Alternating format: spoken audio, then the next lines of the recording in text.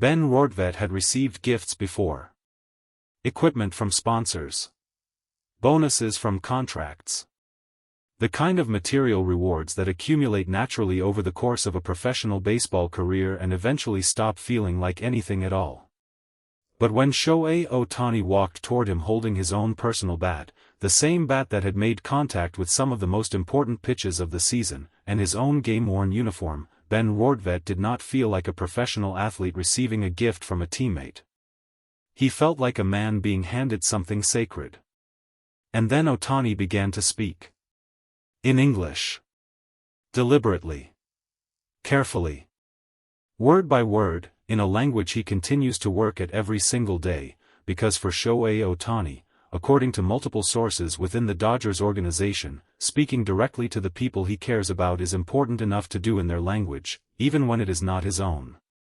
What he said to Ben Rortvedt in that moment, according to everyone who witnessed it, was something that no one in that room will forget for the rest of their lives. And it was only the beginning.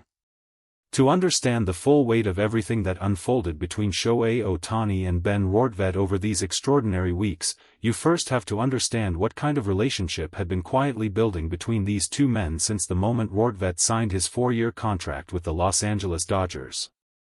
From the outside, they appear to be an unlikely pair. Ohtani is the most famous baseball player on the planet, a generational talent whose every move is documented, analyzed, and discussed across multiple continents simultaneously. Rortvedt is something different. He is a catcher who has built his reputation not on spectacle but on substance. On the kind of quiet, indispensable work that wins the trust of pitchers and coaches long before it ever wins the attention of cameras. But according to multiple sources within the Dodgers organization, the connection between these two men formed quickly and ran deeper than most people inside the facility had anticipated. It has been reported that from his earliest days with the team, Rortvedt made a specific and deliberate effort to understand Ohtani, not just as a pitcher or a hitter, but as a person. As a competitor.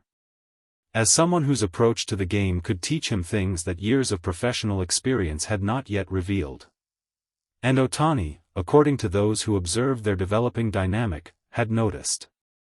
According to multiple sources with direct knowledge of the events leading up to the most significant moments between these two men, the foundation of everything that followed was built not inside Dodger Stadium but in a private phone call that took place weeks before anyone fully understood what it meant.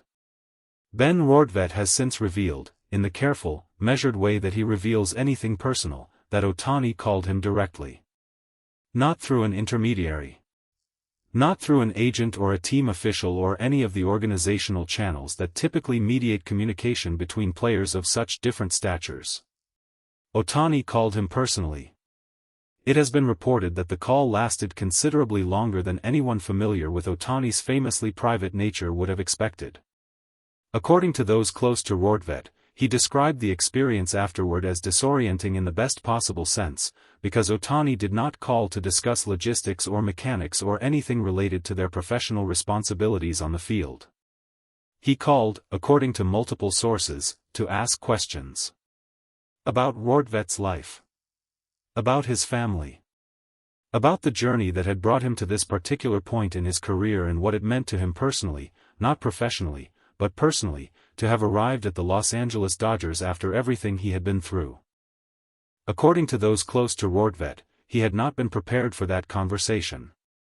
He had expected the call to be brief, professional, and focused on baseball.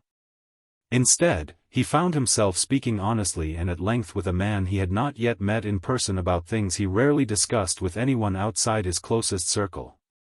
By the time the call ended, according to multiple sources, Rortvedt sat quietly for several minutes before saying anything to the people around him. What he eventually said, according to those present, was simple. He said that he already felt like he knew him. The moment Ohtani presented Ben Rortvedt with his personal bat and game-worn uniform did not happen on a stage.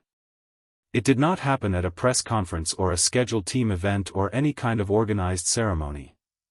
According to multiple sources who were present, it happened in the clubhouse. Quietly.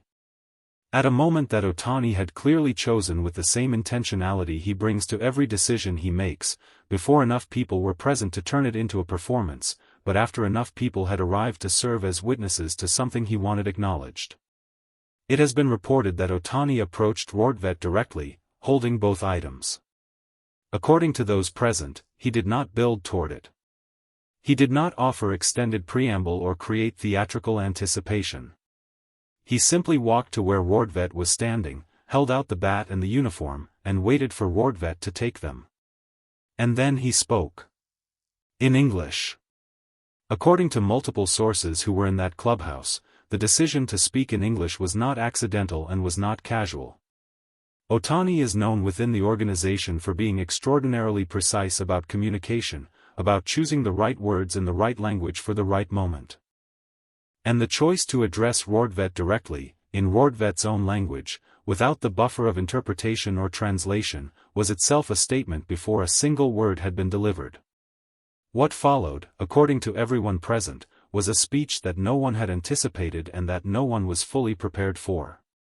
It has been reported that Ohtani spoke about what it means to trust the person behind the plate. About how a catcher is not simply a defensive position or a game-calling responsibility, but a relationship. A form of communication that happens in real time, under pressure, with no margin for misunderstanding. And about how the trust he had developed in Rortvedt over their relatively short time as teammates was something he did not take lightly and did not give easily. According to multiple sources, he told Rortvedt, in front of their teammates, in the careful and deliberate English he had chosen specifically for this moment, that wearing the same uniform meant something to him. That the bat he was giving was not a souvenir. It was a symbol of the partnership he believed they were building. And that he wanted Rortvedt to have it because he wanted him to understand, beyond any possible doubt, that he was trusted. According to those present, no one in that clubhouse spoke while Ohtani was talking. And when he finished, the silence continued for several seconds before anyone could find a response. What happened at the dinner that followed in the coming days added yet another layer to a story that had already exceeded anything anyone had expected when Rortvedt first signed his contract. According to multiple sources familiar with the details of that evening, Ohtani extended an invitation to Rortvedt that went significantly further than a standard team dinner or a between-teammates meal at a restaurant. He invited Rortvedt to dinner with his family. This, according to those familiar with Ohtani's personal life and the extreme privacy with which he guards it, was not a routine occurrence. Ohtani is known within baseball circles for maintaining a careful and deliberate boundary between his professional life and the people closest to him. The number of teammates who have been welcomed into that space, according to multiple sources, is very small. Rortvedt, apparently, had become one of them. It has been reported that the dinner was warm, unhurried, and entirely unlike the high-profile public settings that typically surround anything involving Shohei Ohtani. According to those with knowledge of the evening, Rortvedt arrived with the quiet attentiveness he brings to every unfamiliar situation, observing, listening, being careful not to overstep in a space that was deeply personal to his host. But it was what happened partway through the dinner that, according to multiple sources, transformed the entire evening into something that neither man will likely discuss publicly for a very long time. According to those familiar with the account, Rortvedt suddenly, without warning, without any apparent external trigger, lowered his head. He bowed it deeply in the direction of Ohtani. And he apologized. According to multiple sources with knowledge of what transpired at that dinner table, the room went completely still the moment Rortvedt bowed his head. What he was apologizing for has not been fully confirmed publicly. The specific content of what he said remains, according to those present, something that both men have chosen to keep between themselves and the small number of people who were in that room. But according to multiple sources familiar with the broader context of their relationship and the events of the preceding weeks, the apology was genuine, heartfelt, and entirely unexpected, including, according to those present, by Ohtani himself.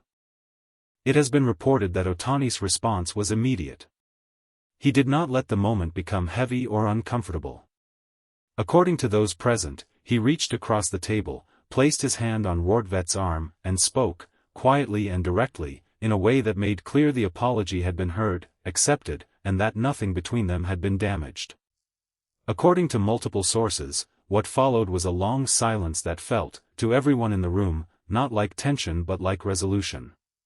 Like two people arriving, together, at a place of genuine understanding. The story of Shohei Ohtani and Ben Rortvedt is still being written. There will be more games. More moments behind the plate. More pitches called and signals exchanged in the fraction of a second, language that only a catcher and his pitcher truly understand.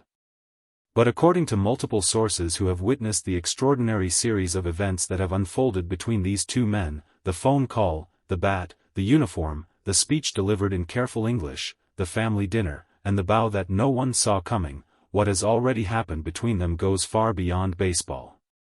A phone call became a foundation. A gift became a declaration. A dinner became a moment of grace that neither man had planned and neither will forget. And somewhere in the middle of all of it, Ben Rortvedt stopped being a new Dodger, finding his footing in an unfamiliar place. He became, according to those who know this team best, exactly where he was always supposed to be,